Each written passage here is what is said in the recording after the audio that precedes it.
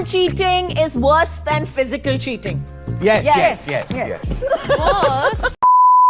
Recently, Too Much with Kajol and Twinkle काफ़ी trend कर रहा है, but for all the wrong reasons. ये शो इनफिडिलिटी और ओपन रिलेशनशिप को सिर्फ नॉर्मलाइज ही नहीं बल्कि ग्लैमराइज कर रहा है। बेसिकली काजोल और ट्विंकल अपने को जेन-ज़ी में फिट करने के चक्कर में कुछ भी कह रही है।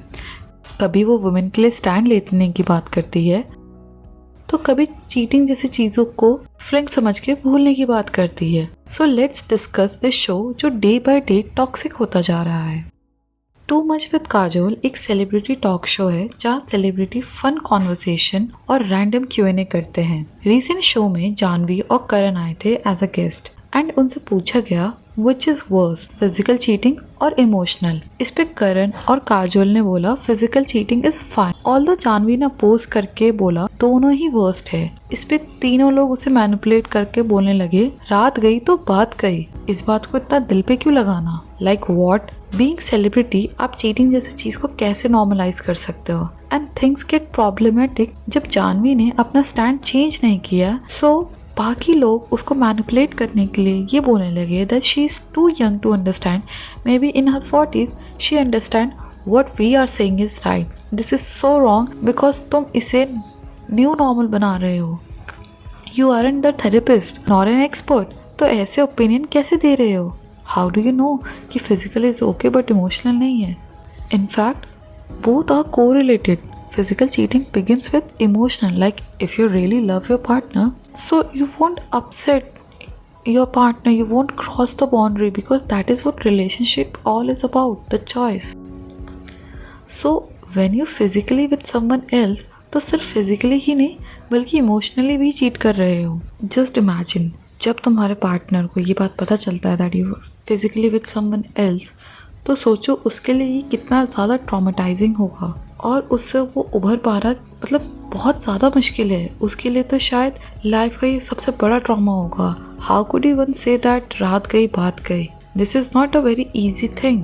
लुक आई डू एग्री हर बंदे के चॉइसेस होते हैं and there is no harm, but जब आप एक सेलिब्रिटी होते हो तो आप पे एक रिस्पॉन्सिबिलिटी होती है, moral responsibility. You are getting a stage, use it in a good way, don't put your problematic things on others and saying like कि भाई this is a new normal thing.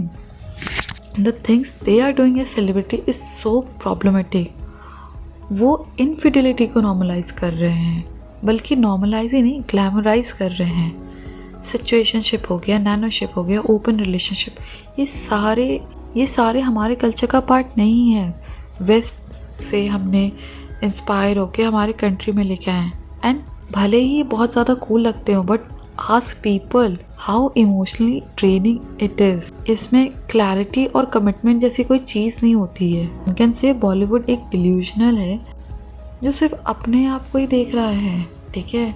वो कुछ भी चीज़ों को जो बहुत ही फिल्म्स और स्क्रिप्ट्स है उसको वो अपने रियल लाइफ में इम्प्लीमेंट करके चीज़ों को ख़राब कर देते हैं एंड और जब उनकी चीज़ें ख़राब हो जाती हैं दे स्टार्टेड सेइंग लाइक कि this is a new normal, ठीक है ये हर जगह हो रहा है, बट नहीं ऐसा नहीं हो रहा है, don't do this shit.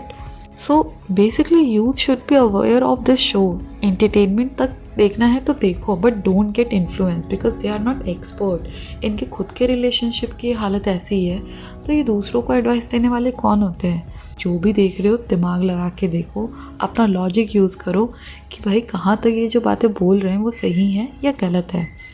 So do comment your opinion. That is for today. Thank you.